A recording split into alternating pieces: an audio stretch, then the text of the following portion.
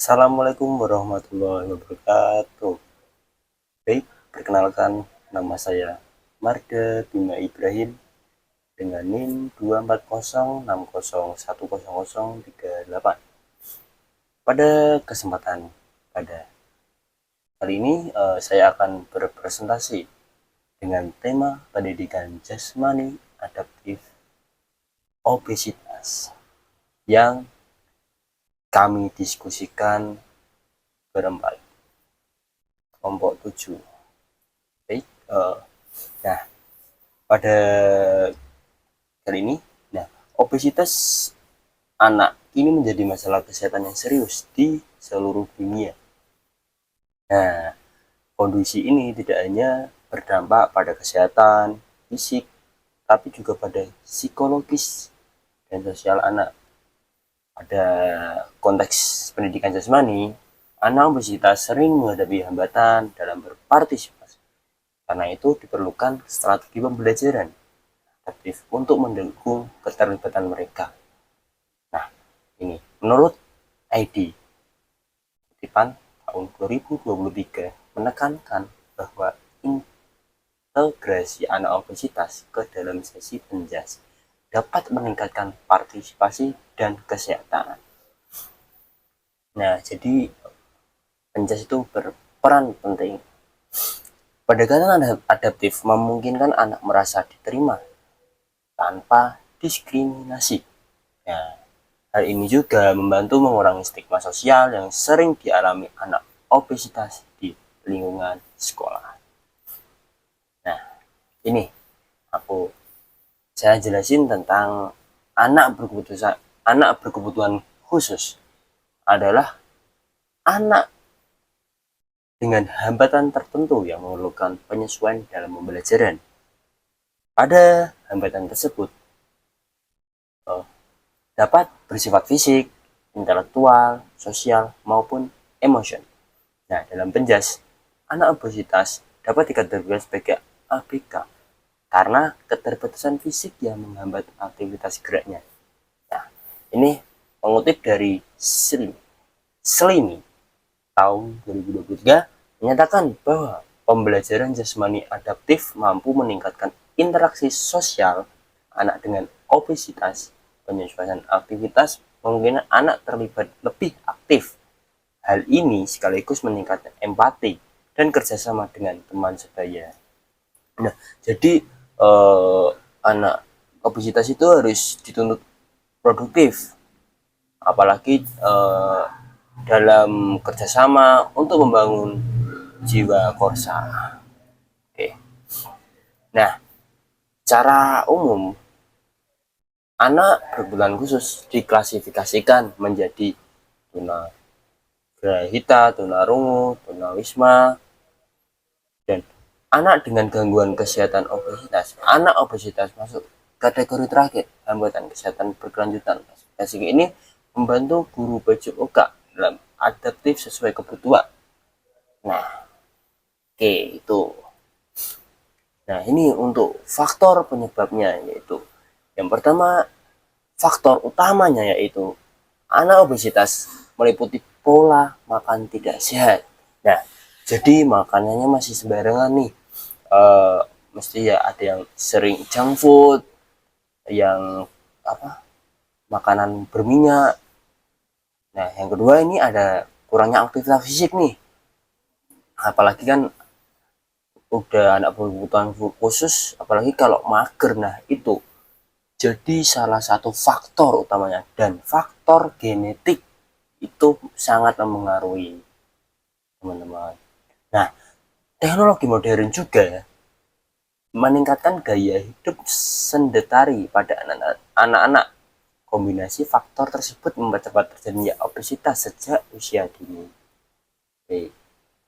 Nah, kita lanjut ke faktor psikologis dalam obesitas. Obesitas tidak hanya berdampak pada fisik, tapi juga pada kesejahteraan psikologis anak. Nah, jadi dapat kita lihat tidak hanya pada fisik ya. Jadi tekanan mental, psikologis anak itu kena, teman-teman. Nah, anak obesitas rentan terhadap stigma, rendah diri, dan depresi. Nah, menurut aku pribadi, depresi itu sering dialami dalam orang yang menderita obesitas. Nah, kondisi ini memperburuk motivasi mereka untuk terlibat dalam aktivitas jasmani. Nah, mengutip dari Konrad,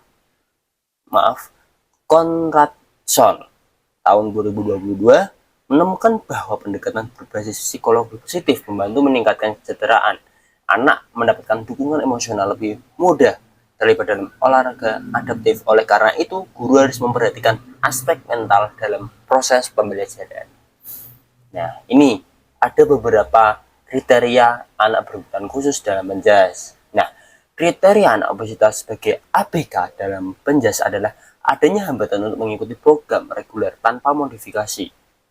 Nah, ingat, adanya hambatan untuk mengikuti program reguler. Jadi beda dari peserta didik pada umumnya. Tidak ada kata beratasnya, teman-teman. Nah, mereka memerlukan alat khusus, aturan berbeda, dan intensitas rendah. Hal ini agar anak dapat berpartisipasi tanpa resiko kesehatan. Nah, mengutip dari ID tahun 2023 menegaskan bahwa integrasi anak obesitas dalam penjas ini meningkatkan inklusi sosial dengan strategi adaptif. Anak dapat merasa setara dengan teman lainnya. Nah, itu teman-teman.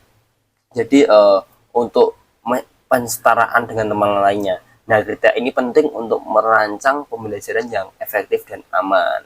Jadi tidak ada yang membeda-bedakan, teman-teman. Nah, ini dampaknya, teman-teman. Dampak obesitas pada kesehatan. Obesitas berdampak pada peningkatan risiko penyakit kardiovaskular dan metabolik. Nah, anak obesitas juga mengalami keterbatasan daya tahan kardiospirasi. Nah, kondisi ini berakibat pada rendahnya kebugaran fisik secara keseluruhan. Mengutip dari Supramaniam pada tahun 2003 menunjukkan bahwa obesitas menurunkan kualitas hidup anak dengan disabilitas. Oleh karena itu, olahraga adaptif harus difokuskan pada peningkatan daya tahan dan kesehatan. Hal ini sekaligus membantu anak beradaptasi dengan lingkungan sekolah. Nah, menurut Pramaniam itu pendekatan untuk beradaptasi dengan lingkungan sekolah pada anak-anak disabilitas. Jadi untuk meningkatkan daya tahan. Dampak psikologisnya dan sosialnya yaitu anak dengan obesitas sering menghadapi stigma negatif dari lingkungan. Nah, mesti ada bahan omongan lah. Mereka merasa minder, bela diri, bahkan menjadi korban bullying. Hal ini memperburuk kondisi psikologis dan motivasi. Nah, seperti yang saya katakan tadi, mentalnya, teman-teman, karena isolasi sosial membuat anak semakin enggan beraktivitas fisik. Jadi, dia berdiam diri di rumah tanpa adanya interaksi sosial di luarnya, teman-teman. Nah, akibatnya lingkaran obesitas sulit diputuskan. Nah, pendekatan psikososial harus berjalan seiring dengan pembelajaran jasmani. Nah, penanganan obesitas melalui penjas. Nah, ini aku jelasin nih. Penanganan obesitas pada ABK dilakukan dengan pendekatan holistik. Pertama, berolahraga, nutrisi, dan dukungan keluarga. Nah, pendidikan jasmani adaptif jadi salah satu intervensi utama. Kegiatan fisik yang teratur dapat menurunkan resiko kesehatan secara signifikan. Nah, mengutip dari Tozo tahun 2025 membuktikan bahwa program latihan yang terstruktur dapat menurunkan tekanan darah anak obesitas. Nah, jadi yang memiliki hipertensi pada anak obesitas itu kita kalau menerapkan program latihan yang terstruktur, jadi hipertensinya menurun, teman-teman. Nah, hal ini memperkuat argumen bahwa olahraga adalah terapi efektif. Pendekatan ini lebih berkelanjutan dibandingkan hanya dengan diet ketat. Nah, prinsip penjat adaptif. Nah, tadi aku ngomongin adaptif itu apa sih, teman-teman?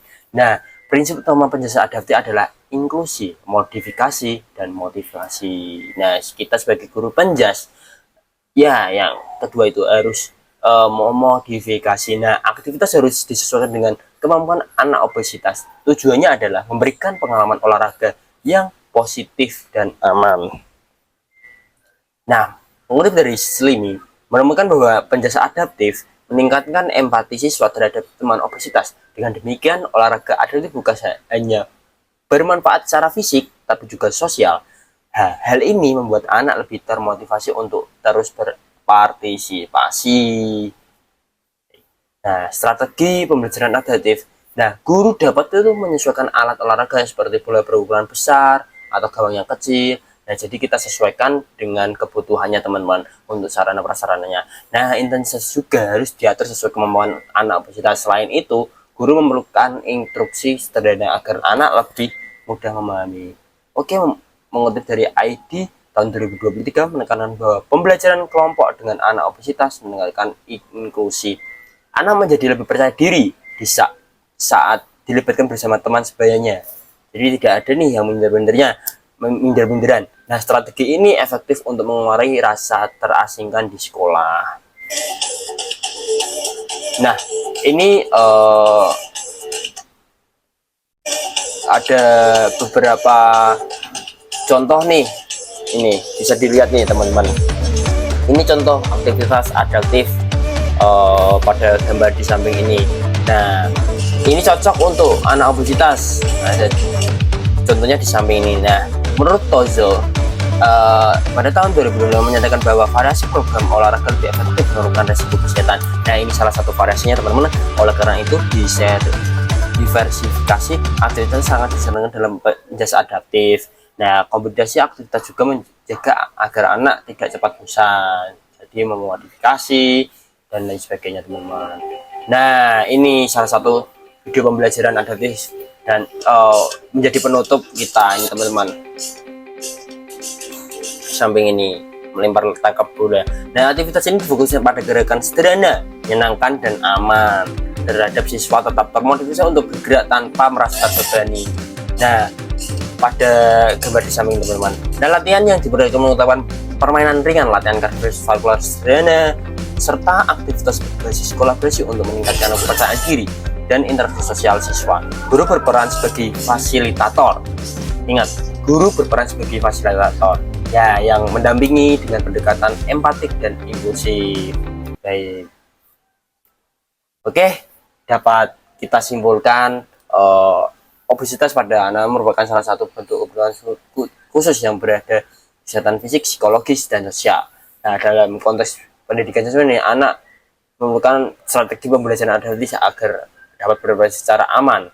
Dari jurnal saya cantumkan atau kelompok kami cantumkan menunjukkan bahwa program penjelasan adaptif meningkatkan kesehatan fisik, menurunkan risiko penyakit, sekaligus memperbaiki interaksi sosial anak obesitas. Oleh karena itu, pendidikan sebenarnya adaptif menjadi salah satu menciptakan generasi yang lebih sehat, percaya diri, dan inklusif.